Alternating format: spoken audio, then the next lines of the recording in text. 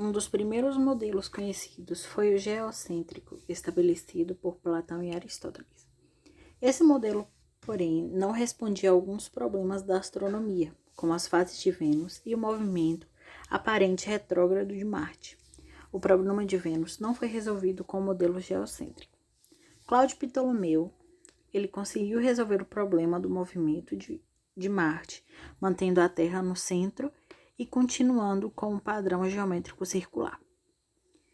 Em Almagesto, considerado sua obra-prima, ele propôs um sistema no qual a Terra ocupava o centro e os outros astros conhecidos na época, na ordem Lua, Mercúrio, Vênus, Sol, Júpiter e Saturno, giravam ao redor do centro, realizando também outros movimentos circulares menores. A esse modelo planetário damos o nome de ptolomaico. Dessa maneira, a principal contribuição de Ptolomeu ao modelo planetário foi a inserção de diversos modelos dos corpos para explicar fenômenos como a variação do brilho dos astros e os aparentes movimentos com velocidades variáveis. No século XVI, começaram a florescer ideias favoráveis ao heliocentrismo, que dizia que o Sol deveria ser o centro do universo. O polonês Nicolau Copérnico, em sua obra A Revolução dos Orbes Celestes, apresentou vários cálculos que comprovavam os movimentos de rotação da Terra, como a causa dos dias e das noites, e o possível movimento do planeta ao redor do Sol.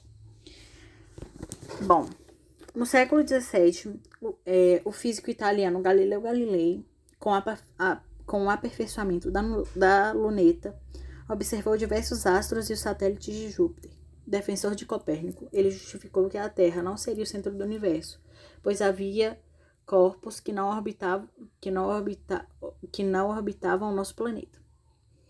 Por seus atos, ele foi condenado à prisão perpétua domiciliar, em troca do seu arrependimento e negação de suas hipóteses.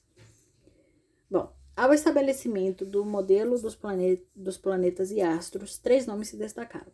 O astrônomo dinamarquês Tycho Brahe, seu herdeiro científico, o astrônomo Johannes Kepler, e finalmente o físico inglês Isaac Newton. O astrônomo dinamarquês Tycho Brahe teve importância essencial no desenvolvimento da astronomia do ponto de vista prático. Ele ofereceu milhares de dados observacionais de posição de planetas, estrelas e outros corpos celestes com uma precisão jamais vista. Com a morte de Tycho, Kepler passou a trabalhar com todos os dados coletados por seu antecessor, além de realizar novas observações, em especial o movimento do planeta de Marte, que permanecia um mistério. Finalmente, em 1609, Kepler publicou a obra Astronomia Nova, em que reformulou o modelo planetário. Nesse livro, ele apresentou 3 princípios básicos, que conhecemos como as leis de Kepler. Bom, ao todo, Kepler ele criou 3 leis. A primeira lei, que é a lei das órbitas, a segunda lei, que é a lei das áreas, e a terceira lei, que é a lei dos períodos. A primeira lei, que é a lei das órbitas, afirma que todos os astros giram em torno de um astro maior de forma elíptica. Assim sendo possível, o periélio e o afélio. O periélio ele é o ponto de maior proximidade entre o planeta e o Sol, e o ponto de afélio é o ponto de menor proximidade. A segunda lei de Kepler afirma que estabelece que o raio vetor, que é o segmento que une o Sol com o planeta, cobre áreas iguais em tempos iguais.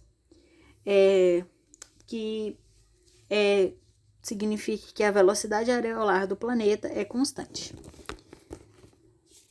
E também tem a terceira lei de Kepler, que é a lei dos períodos. A terceira lei de Kepler ela é uma expressão matemática de dependência do período, que é o tempo que demora para uma volta do corpo celeste, com um raio médio da órbita. O raio médio R é a medida aritmétrica do raio do periélio e do afélio. Bom, a lei dos períodos diz que o quadrado do período de revolução de um planeta é proporcional ao cubo do raio médio de sua órbita. Em termos matemáticos, é igual a t ao quadrado igual a k, que é a constante, vezes r ao cubo, que é raio ao cubo. Além das três leis de Kepler, nós também temos a lei da gravitação universal, que é de Newton, e ela pode ser resumida no seguinte enunciado: todo corpo atrai outro corpo com uma força que, para qualquer dos dois corpos, é diretamente proporcional ao produto de suas massas e inversamente proporcional ao quadrado da distância que os separa. Em sua versão moderna, a lei da gravitação universal foi escrita pelo matemático Laplace no século XVIII na forma da equação F, que é igual a força, é igual a gravidade entre dois corpos de massa M1 e M2 separados pela distância d.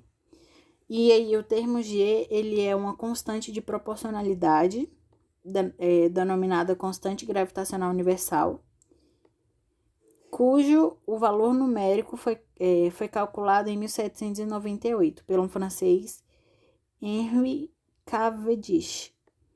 E aí, em unidade do SI, G é igual a 6,67 vezes 10 elevado a menos 11 newtons vezes massa ao quadrado dividido por o quilograma ao quadrado. Eu vou falar sobre 3 curiosidades. Bom, a primeira curiosidade é sobre a vida no espaço. No espaço, a ausência da gravidade faz com que os músculos e os ossos se atrofiem, além de causar perda na massa óssea. Segundo a NASA, um astronauta pode perder 1% da sua massa óssea por mês no espaço. A segunda curiosidade é que a gravidade muda o seu peso. O seu peso ele pode mudar de acordo com a gravidade. Na Terra, dificilmente a oscilação da gravidade será tanto que causará uma diferença real. No entanto, em Plutão, mesmo saindo da categoria de planeta, a gravidade é tão baixa que uma pessoa de 68 quilos pesaria cerca de 4,5 kg por lá. Já em Júpiter, com a gravidade duas vezes e meia maior que a Terra, a mesma pessoa teria 160 quilos e 500 gramas. E também a gravidade é irregular. Em menor escala, mas a gravidade na Terra também pode oscilar de um lugar para outro. A massa do planeta não é distribuída regularmente, formando uma esfera perfeita. E essa desigualdade resulta em gravidade irregular. A lei da gravitação universal foi descoberta e desenvolvida pelo físico inglês Isaac Newton e foi capaz de prever os raios das órbitas de diversos astros, bem como explicar teoricamente a lei empírica descoberta por Johannes Kepler, que relaciona o período orbital ao raio da órbita de dois corpos que se atraem gravitacionalmente. Todos os corpos do universo atraem-se mutuamente com uma força proporcional ao produto de suas massas e inversamente proporcional ao quadrado de sua distância. A força gravitacional é sempre atrativa e age na direção de uma linha imaginária que liga dois corpos. Além disso, em respeito à terceira lei de Newton, conhecida como lei da ação e reação, a força de atração é igual para os dois corpos interagentes, independente de suas massas.